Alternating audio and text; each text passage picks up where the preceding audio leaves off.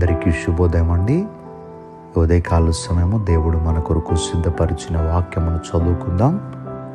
నేను మీ ఎడల ప్రేమ చూపి ఉన్నాను. లోకంలో మనం వింటున్నటువంటి ప్రేమలో మనం చూస్తున్నటువంటి ప్రేమలు వేరు. దేవుని యొక్క ప్రేమ వేరు.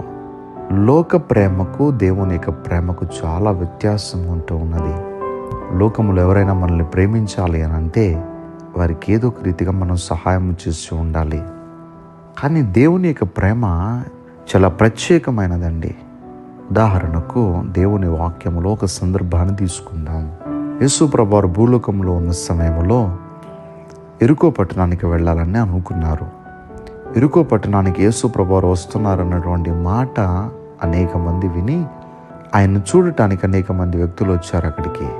వారిలో జక్కయ్య అనేటువంటి ఒక వ్యక్తి ఉన్నాడు. అతను పన్నులు వసూలు చేసుకుంటూ ఉండేవాడు. అయితే అతను ఎలాంటి వాడంటే అన్యాయముగా అతను తీసుకోవలసినటువంటి పన్ను కంటే కూడా ఎక్కువగా అతను అన్యాయంగా తీసుకుంటూ ఉండేవాడు. అందుకని అతని ఊరిలో మంచి పేరు లేదు అతనికి.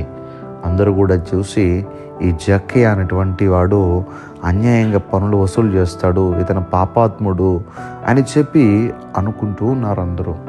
కానీ యేసయ్య అక్కడికి వస్తున్నాడు అనేటువంటి మాట విని యేసయ్యను చూడాలని జక్కయ్య కూడా వెళ్ళి ఉన్నాడు. అయితే చాలా పొట్టివాడండి అతను. ఆ కారణంగా జనసమూహాలు ఎక్కువగా ఉన్నాయి. యేసు ప్రభువారిని నేను చూడలేనని చెప్పి అక్కడే ఉన్నటువంటి ఒక చెట్టు ఎక్కి ఆ చెట్టు మీద కూర్చున్నాడు. అది మేడు చెట్టు. ఆ మేడు చెట్టు మీద కూర్చొని యేసు ప్రభువారు రాక కొరకు ఎదురు చూస్తూ ఉన్నాడు. సడన్గా యేసు ప్రభువారు కూడా వస్తూ ఉన్నారు. యేసు ప్రభువారు కూడా వచ్చి జక్కయ్యనే చూశారండి. జక్కయ్య, చెట్టు దిగి త్వరగా రా, నేను మీ ఇంటికి వస్తున్నానని చెప్పగానే జక్కయ్య త్వరగా చెట్టు దిగి వచ్చి ఉన్నాడు. వచ్చి తన గృహమునకు యేసు ప్రభువారిని తీసుకువెళ్ళి ఉన్నారు. ఆ వెళుతుంటుంటే ఆ ఊరు వారందరూ కూడా ఈ జక్కయ్య ఎలాంటి వాడు, ఈయనకి తెలియదా, ఇలాంటి పాపాత్ముడి ఇంటికి వెళుతున్నాడని చెప్పి చాలామంది సనుక్కుంటున్నారు. ఎందుకంటే నిజంగా వాస్తవానికి జక్కయ్య అలాంటి వాడు, ఏ మంచి కూడా జక్కయ్యలో లేదు. అన్యాయంతో అతని హృదయం నింపబడిపోయి ఉంది. అలాంటి అన్యాయస్తుడి ఇంటికి యేసు ప్రభువారు వెళుతున్నారండి. వెళుతుంటే అది చూసినటువంటి ఊరు జనం అంతా కూడా చెడ్డగా మాట్లాడుకున్నారు. కానీ యేసు ప్రభువారు ఎప్పుడైతే ఆ జక్కయ్య ఇంటికి వెళ్ళారో ఆ జక్కయ్యలో ఒక మార్పు వచ్చింది, ఒక పరివర్తన వచ్చింది, ఒక పశ్చాత్తాపం వచ్చింది. వచ్చి అయ్యా యేసయ్య, ఇప్పటి వరకు అన్యాయంగా నేను పన్నులు వసూలు చేశాను. ఇక మీద ఎవరి దగ్గర అయితే అన్యాయంగా వసూలు చేశానో వాళ్ళకి 4 గంటలుగా నేను ఇస్తాను. ఇక నుంచి నా బ్రతుకును మార్చుకుంటానని చెప్పి ఒక మంచి నిర్ణయాన్ని తీసుకున్నారు. ప్రియ దేవుని బిడ్డలారా, ఊరి వారందరూ కూడా జక్కయ్యను అసహించుకుంటున్నారు. కానీ యేసయ్య జక్కయ్య ఇంటికి వెళ్ళి యేసయ్య చూపిన ప్రేమను బట్టి జక్కయ్య జీవితమే మారిపోయింది. అన్యాయస్తుడిగా ఉన్నవాడు మంచివాడిగా మారిపోయాడు. ఈ రోజున జక్కయ్యే కాదు కానీ మనం అందరి ఎడల కూడా దేవుడు ఎంతగానో ప్రేమ చూపించి ఉన్నారు. కారణం ఏమిటంటే మనలో కూడా ఏ మంచి లేదు, ఏ నీతి లేదు, ఏ యథార్థత లేదు. కానీ దేవుడు మనల్ని ప్రేమించినారు. మన దగ్గర వెండి లేకపోవచ్చు, బంగారం లేకపోవచ్చు, ఆస్తి ఐశ్వర్యాలు లేకపోవచ్చు, దేవుని యొక్క ప్రేమ మన పైన చూపించినారు. ఎందుకంటే ఏం కావాలండి?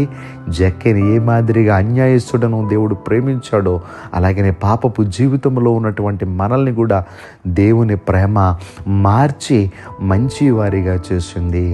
అందుకే దేవునికి మనము సదాకాలము రుణస్థులమై ఉన్నాము. దేవుడి మాటలు దీవించును గాక. దయచేసి ప్రార్థన చేసుకుందాం.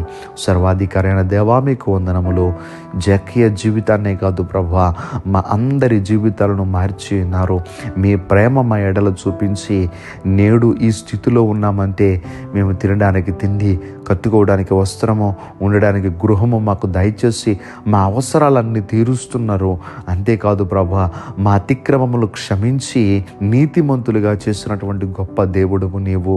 కనుక ఈ ఉదయకాల సమయం ప్రార్థనలు ఏకీభవించిన వారందరినీ కూడా మీరు దీవించి ఆశీర్వదించి మీ ప్రేమ వారి యొక్క జీవితాల్లో చూపించినందుకు వందనములు తెలియపరుస్తూ, ఇంకా ప్రభు అనేక మంది మీ ప్రేమ పొందుకోవలసిన వారు ఉన్నారు.